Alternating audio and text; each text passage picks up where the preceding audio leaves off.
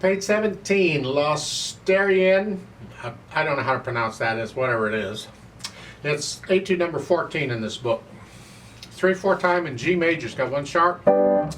And here we have a combination of staccato and legato and different things in the hands. It's, again, type thing, so gives us good exercise in that. Now, I number the measures here so we can refer to measure numbers, because different editions I can't refer to line 4, third measure over type thing, because different editions may not arrange the music exactly that way. So I measured or numbered the measures. The problem with this is that they have a lot of split measures in them, and both sides of the split measure is just one measure. So it's like you have, this is a measure, is this and this. That's all one measure. There's a reverse repeat sign in the middle of it.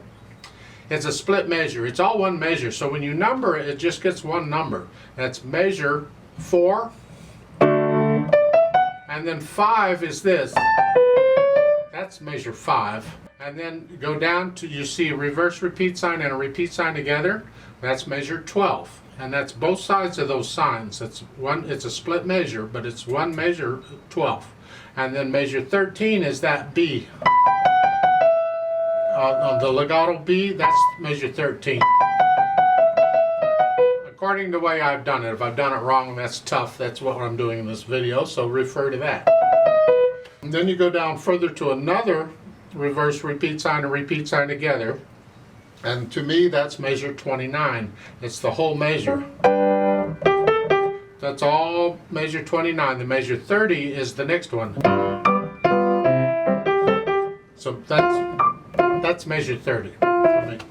So be careful when you number the measures on this one. It's a little weird. Now, we got things going on. Let's talk about it. At the beginning, you're just holding these down.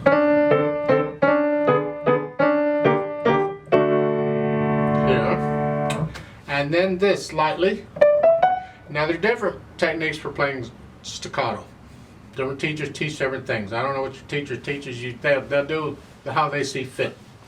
But a lot of times I will simply use a light hand or wrist staccato on these. Bum, bum, bum, bum. But when it's really quick like this, that doesn't work very well. I get tired too quickly. I don't have the control I need. So I do a finger staccato. It's just plucking the keys, except the thumb is sideways. You got to go up and down. So here it's I'm just plucking. Because to me, that's not as strenuous as involving the whole hand. And so on these staccatos on this, I'm going to use a finger staccato on all of them. Now the left hand, it's separated eighth notes, but we have a problem. Look at measure 6. Here, you have staccato in the right hand, but not the left. Well, come on, give me a break. I'm just going to do them both the same. Well, if I'm going to do it staccato here, then I'm going to do the other staccato too. So on these eighth note, eighth rest things, I'm going to go ahead and do them staccato, and there I can do a wrist staccato.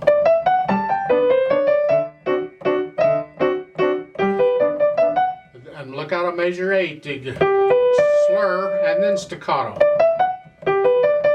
So.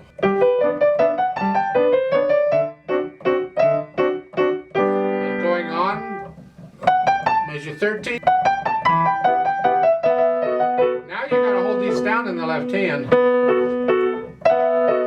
This really quick. I do it on the beat. I do them together, and there's a little accent on that one.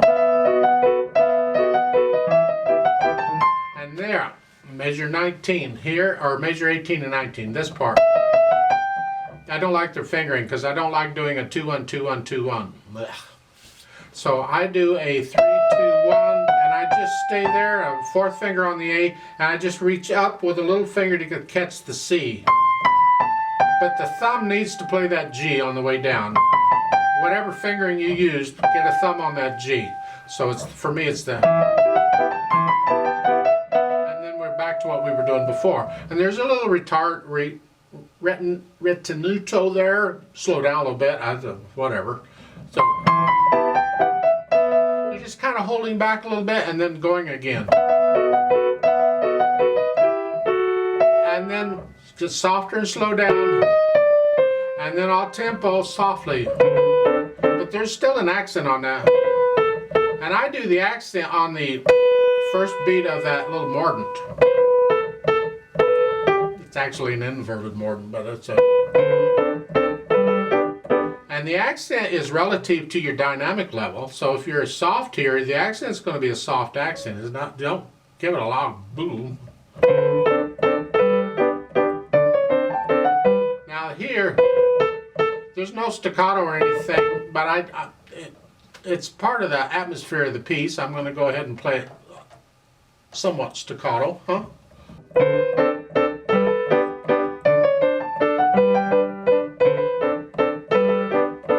I don't know why this is loud, but it is. And some editions then will show a decrescendo there to go back down to soft. Others don't. They just stay loud.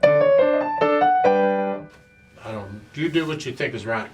Then going on to this part. This is loud, and the right hand from an F to a D to an F. Good luck with that one. And then now on the measure 31 and on, you gotta hold the dotted half notes down.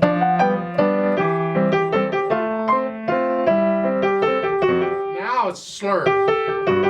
And here, 5, 5, because you want to connect here and here.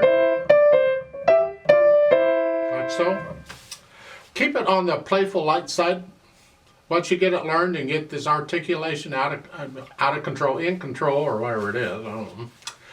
Fast-wise, it's a fairly quick little waltz, but it doesn't need to be. You have to take it at your speed. It's got to be accurate. So it's your accents.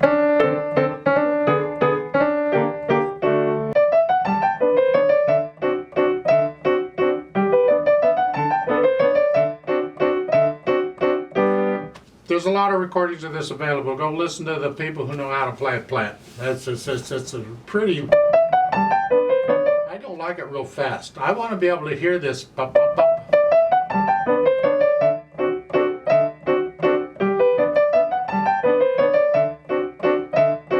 So I tend to want to go in ba-da-da-dum. I don't know that any editions do that, but that's how I feel it. That's how I play it.